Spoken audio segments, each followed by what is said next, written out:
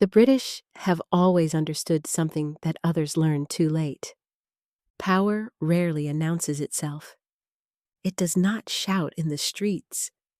It does not demand applause. It does not ask to be loved. It organizes. Quietly, methodically, permanently.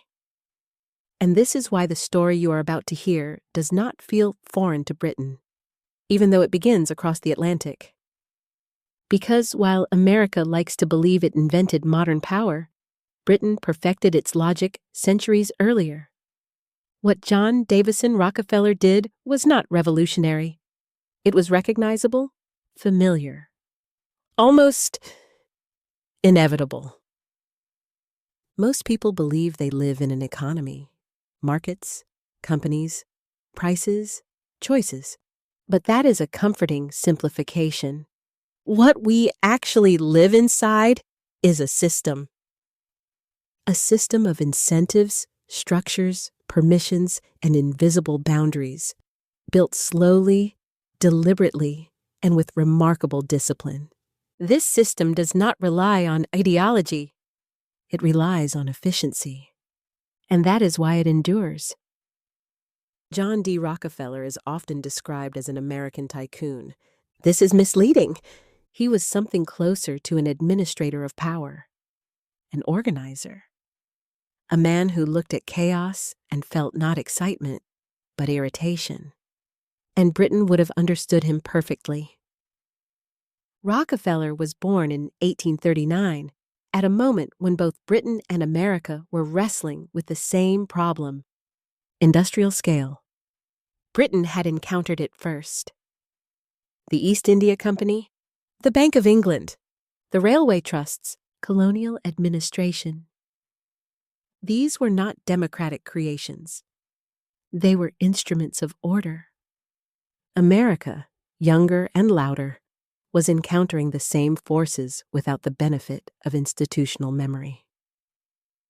Where Britain built empires through charters and continuity, America improvised. Rockefeller did not improvise. He systematized. His childhood contained a tension that would define his worldview. A father who was unreliable, itinerant, and morally flexible. A mother who was austere, devout, and obsessed with discipline. From this emerged a particular kind of mind. One that believed order was not merely practical, but moral. Waste was sin. Chaos was sin. Duplication was sin. Competition, in Rockefeller's eyes, was not noble. It was inefficient. And inefficiency to a man like Rockefeller was intolerable. When oil was discovered in Pennsylvania in 1859, America reacted as it always had. With frenzy, speculators flooded the region, prices spiked and collapsed. Infrastructure lagged behind ambition. It was messy. Rockefeller watched this and felt no romance. He felt opportunity, but only if the chaos could be disciplined. While others chased oil in the ground, Rockefeller focused on refinement. Not extraction. Refinement is not heroic. It is administrative. It is where raw potential becomes controlled reality. Britain would have recognized this instinct immediately.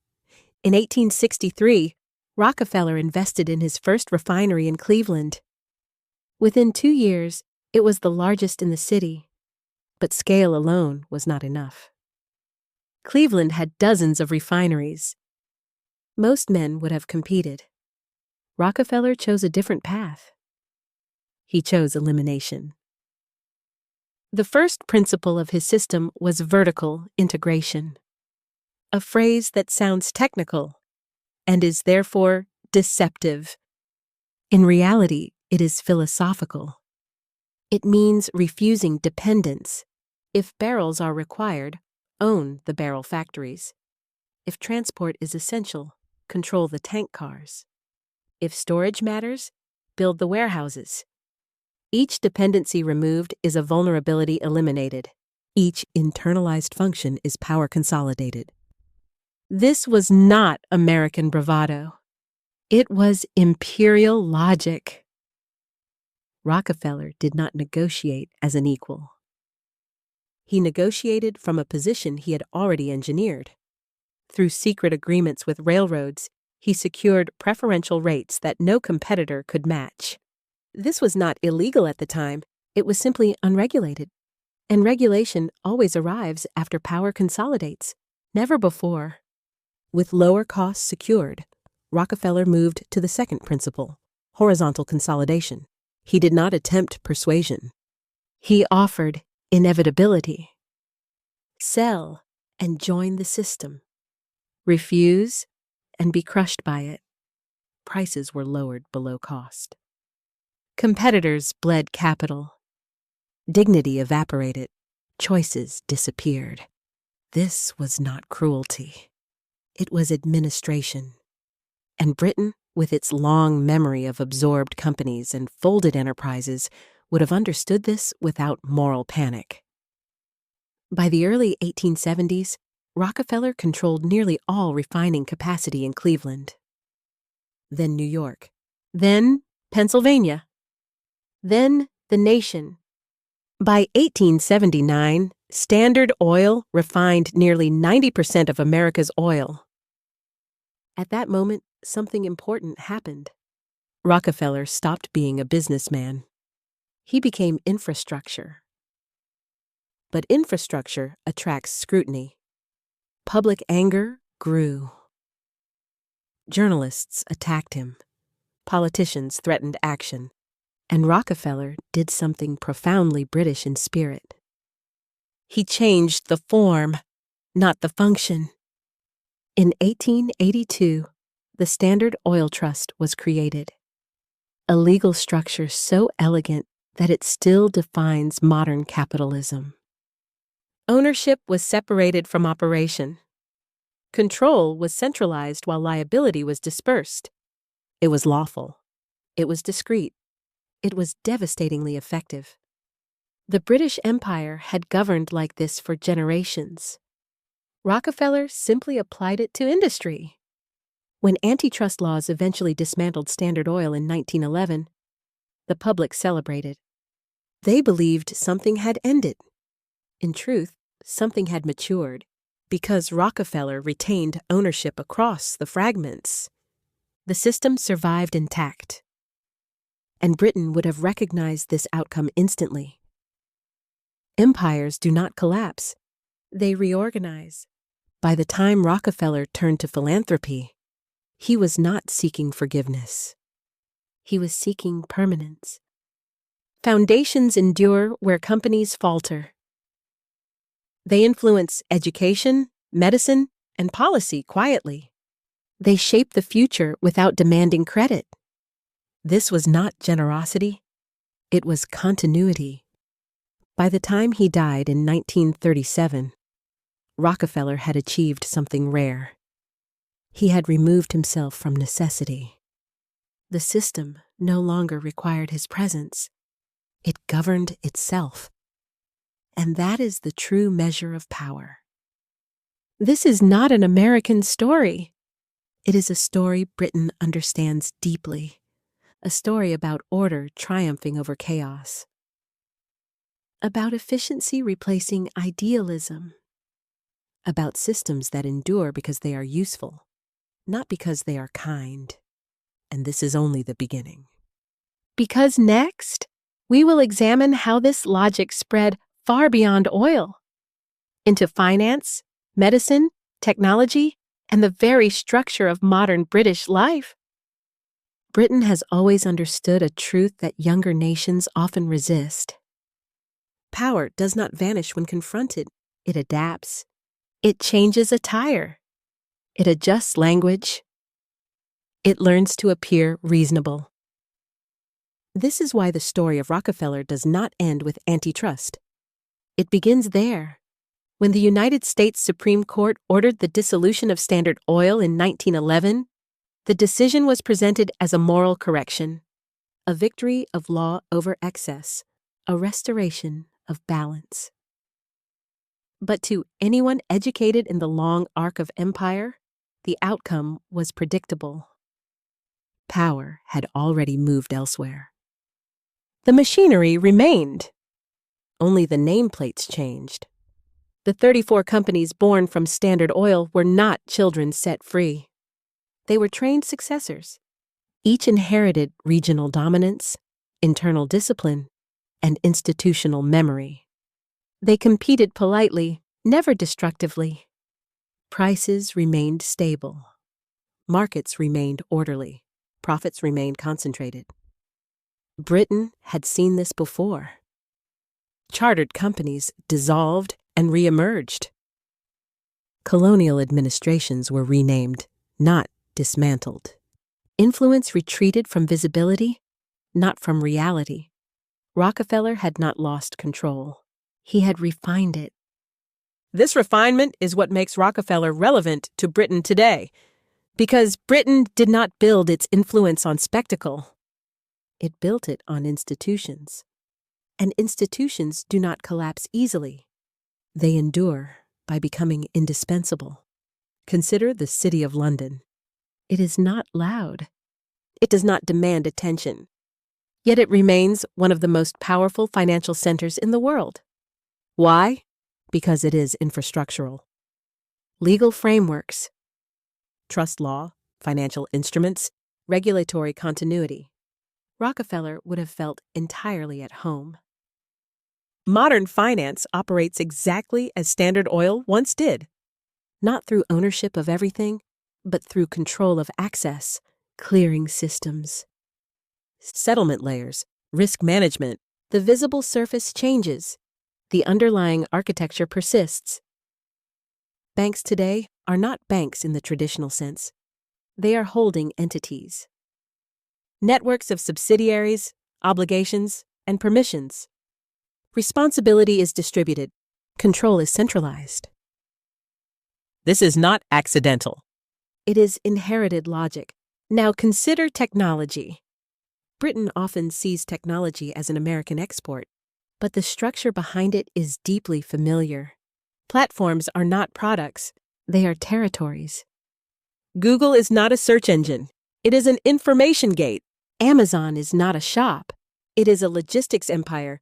Meta is not a social space, it is an identity infrastructure. Rockefeller controlled oil flows. These companies control behavioral flows.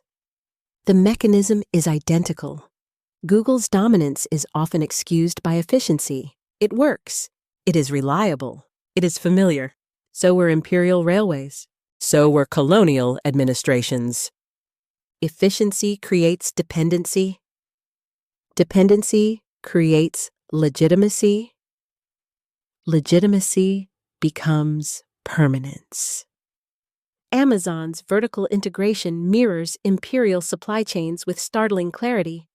Manufacturing, transport, warehousing, distribution. At every stage, value is captured. At every interface, alternatives diminish. This is not innovation. It is administration at scale. And administration, when executed well, feels invisible. Britain understands invisible power better than most. The most effective authority rarely announces itself. It simply becomes the default. Nowhere is this clearer than in healthcare. Britain's NHS is often framed as a moral institution, and in many ways it is, but structurally it operates within the same logic Rockefeller helped standardize. Centralization, standardization, credentialing. These bring enormous benefits: consistency, safety, predictability. But they also narrow acceptable paths. They privilege what can be measured, regulated, and scaled. Rockefeller's influence on modern medicine, particularly through research funding and institutional design, aligned seamlessly with Britain's own preference for ordered systems. This was not cultural invasion. It was resonance. Pharmaceutical dominance is not the result of conspiracy. It is the result of structure, high barriers to entry, capital-intensive trials, patent regimes. Only large institutions can survive. And once survival requires size, size becomes virtue. This logic extends into education. Universities increasingly resemble corporations. Metrics replace mentorship. Funding dictates research. Reputation substitutes for inquiry. This is not corruption. It is institutional drift. Rockefeller funded education to stabilize knowledge production. Britain had done this for centuries through patronage, endowments, and state alignment. The outcome is predictable. Knowledge becomes professionalized. Professionalization becomes gatekeeping. The result is a society that feels orderly, rational, and restrained, but also increasingly closed. Opportunities narrow quietly. Mobility slows subtly, and yet outrage never fully materializes because the system functions. It delivers, and functioning systems rarely provoke rebellion. This is where psychology enters. People defend what benefits them, even when it constrains them. Convenience breeds loyalty. Stability breeds patience. Rockefeller understood that a system does not need love. It only needs acceptance. British culture, with its emphasis on continuity, decorum, and gradualism, is particularly compatible with this form of power. Revolution is distrusted. Disruption is suspect. Order is preferred. Rockefeller's system thrives in such environments, not because it is imposed, but because it aligns. This alignment explains why the modern British economy feels both stable and immovable, why the same institutions dominate decade after decade, why reform feels procedural rather than transformative, why power circulates within narrow corridors. This is not failure, it is design. By now, a pattern should be clear. Rockefeller did not invent modern power. He translated imperial logic into industrial capitalism. He removed the crown and kept the structure. And that structure now governs global systems, including Britain's. But understanding structure is not resignation, it is orientation. And in the next part, we will examine how this system shapes behavior, ambition, and identity, particularly in societies that prize order over disruption. Because the deepest form of power is not economic. It is psychological. The most enduring forms of power are not enforced. They are absorbed. They do not demand obedience. They cultivate acceptance. And this is where Rockefeller's system reveals its most refined quality. It does not merely shape markets. It shapes temperament. British society has long understood that stability is not accidental. It is trained. From childhood, people learn to recognize boundaries. What is appropriate? What is aspirational? What is unrealistic? This is not oppression. It is social calibration. And Rockefeller's system thrives in cultures that already respect calibration. Unlike revolutionary societies, Britain does not celebrate rupture. It respects continuity. Institutions are not expected to be perfect. They are expected to endure. This expectation changes psychology. People learn to adapt themselves to systems rather than demanding systems adapt to them. Rockefeller understood this instinctively. A system that appears permanent invites compliance. A system that appears temporary invites resistance. So permanence became the goal. This is why Rockefeller invested so heavily in institutions rather than personalities. Companies dissolve. Individuals die. Institutions persist. Once embedded, they feel inevitable.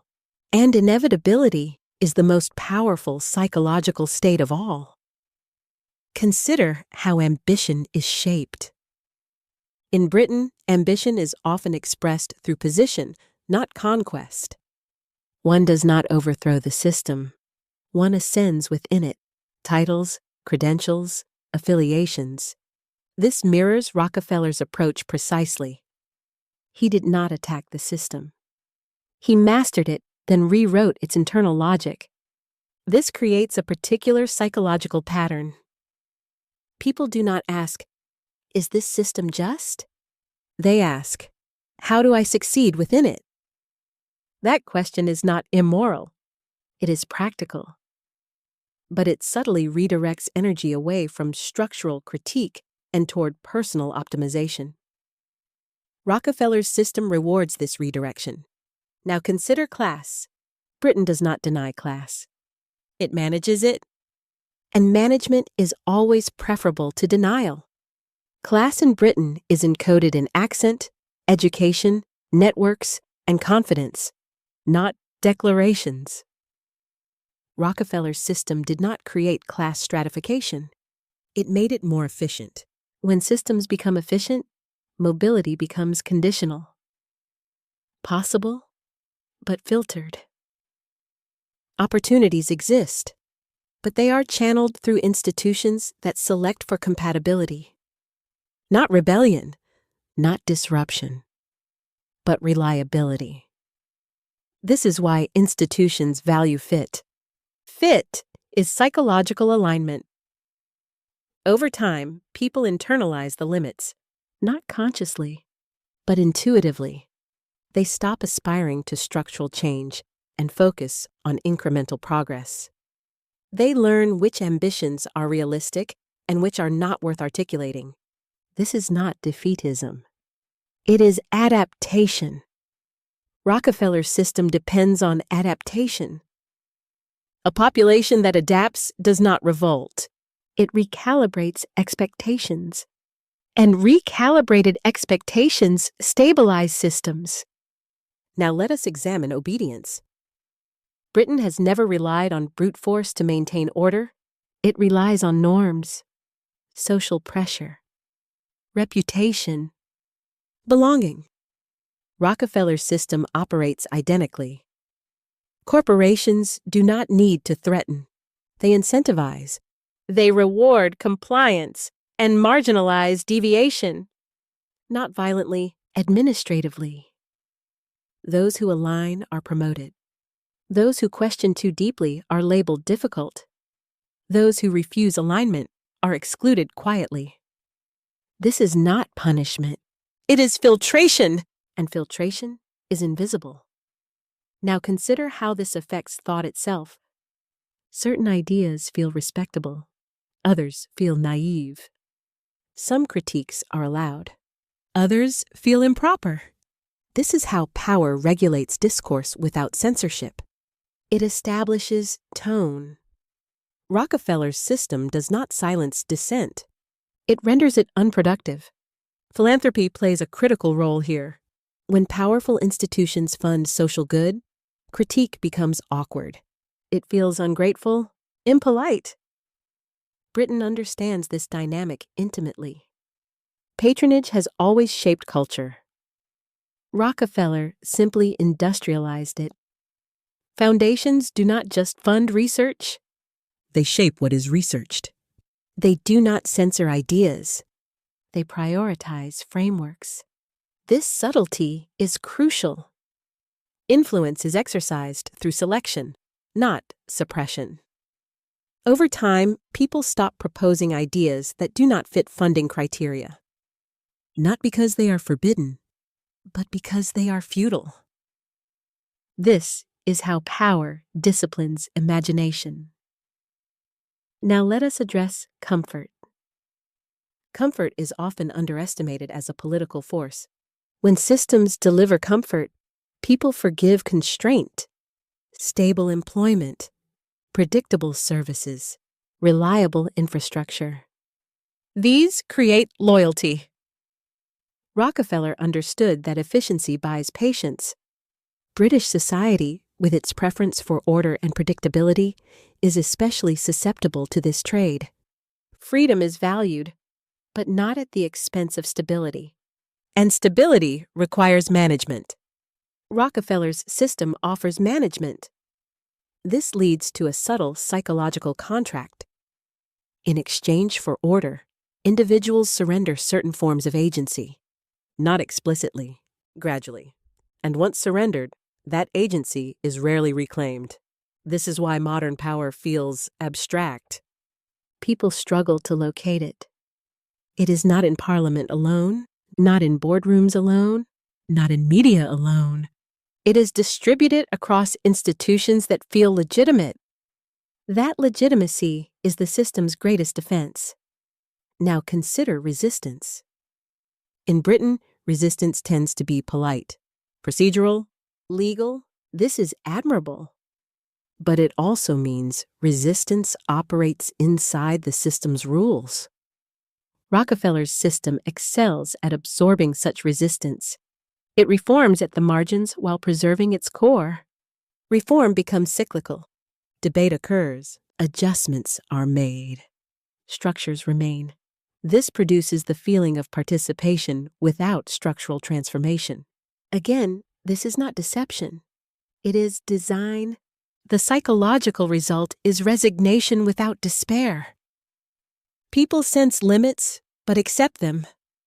They feel constrained, but not oppressed. This emotional neutrality is the system's ideal state. Rockefeller achieved it unintentionally, but it persists intentionally. Now comes the most uncomfortable observation. Many people prefer this arrangement. Chaos is frightening. Disruption is exhausting. The system removes uncertainty, and uncertainty is psychologically expensive. So people defend what constrains them. They justify it intellectually. They normalize it culturally. They pass it on socially. This is how systems reproduce without enforcement. Rockefeller did not need to control people. He needed to control conditions. And conditions shape behavior more reliably than commands. By now, the pattern should feel familiar. Order over chaos. Continuity over rupture. Structure over spontaneity. These values underpin both Rockefeller's system and Britain's institutional temperament. This is why the system feels natural here, almost invisible. But invisibility does not mean neutrality. It means success. In the final part, we will confront the last question. What does a dignified, intelligent response look like for individuals who see the system clearly and refuse both naive rebellion and passive surrender? How does one live with awareness without bitterness? How does one engage without illusion? Because understanding power is not the same as worshiping it. And clarity, when handled correctly, does not diminish the human spirit. It steadies it. Once a system is understood, it loses its power to confuse. It may still constrain. It may still dominate. But it no longer disorients. And disorientation is where most power truly lives. The mistake many intelligent people make is believing that awareness must lead to resistance, that clarity demands confrontation, that understanding obliges outrage. This is a very modern error. Britain has long understood a quieter truth. Enduring power is not defeated by noise. It is navigated by intelligence. John D. Rockefeller did not imagine himself as a tyrant. He imagined himself as a custodian. A man entrusted with order in a world he believed was wasteful, chaotic, and morally undisciplined. Whether one agrees with him is irrelevant. What matters is that he succeeded, not because he imposed his will violently, but because his system aligned with reality. This alignment is why his legacy persists. Systems that fight human nature collapse. Systems that cooperate with it endure. Rockefeller built a structure that rewarded predictability obedience, and efficiency, traits already valued by institutions. The system did not need coercion, it only needed time. Britain understands time. It understands that influence matures slowly, that permanence is more powerful than popularity, that the quiet shaping of institutions outlasts the loud rhetoric of reform. This is why Rockefeller's system feels familiar here. It does not offend British sensibilities. It confirms them. The mature response to such a system is not romantic rebellion. Romantic rebellion burns brightly and briefly. It leaves no institutions behind. Nor is the response passive acceptance. Acceptance without awareness is submission. The British tradition offers a third path: engagement without illusion. Engagement begins with literacy, structural literacy. Understanding how power flows, where decisions are made, and why certain outcomes repeat. Once you see structure, you stop personalizing failure. You stop moralizing outcomes that are systemic. This is not detachment. It is perspective. The next step is positioning, not in the vulgar sense of ambition, but in the dignified sense of placement. Where do you stand in relation to institutions? Where do you rely on them? Where do you have leverage, however modest? Rockefeller positioned himself at the center of flows. Most people stand at the periphery without noticing. Awareness allows choice, even if the choices are limited. Then comes restraint. One of Britain's greatest strengths. Restraint prevents waste of energy. Not every injustice requires reaction. Not every flaw requires demolition.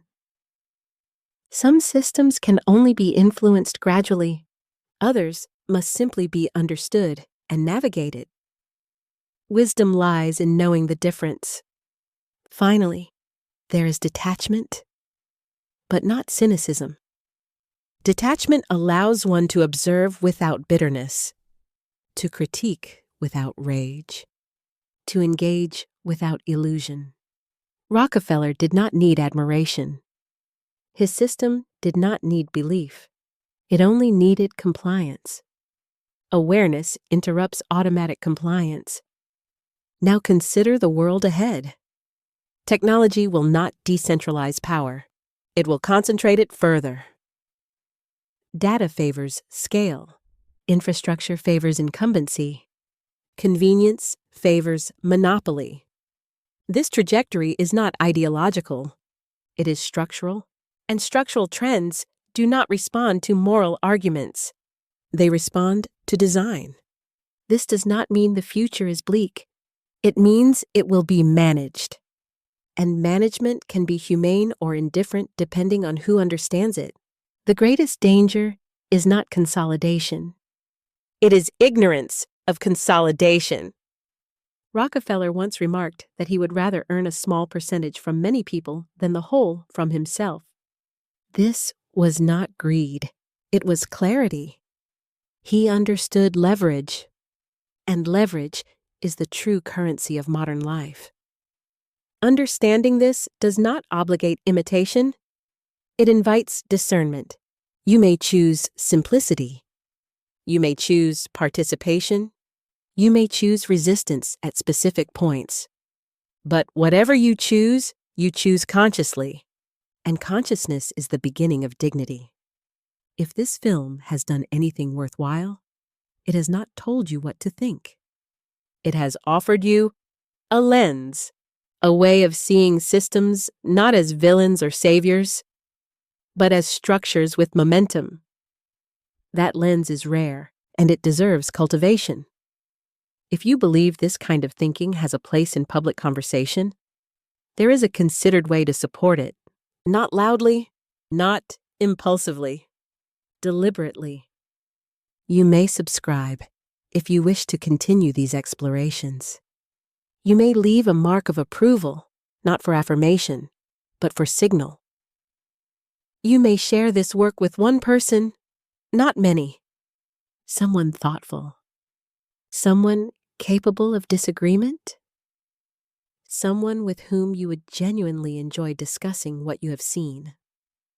That is how serious ideas travel. And if you leave a comment, let it reflect reflection, not reaction. A sentence that suggests thought. A question that invites depth. Those responses matter more than applause. They shape the culture this work exists within. John D. Rockefeller did not merely influence an industry.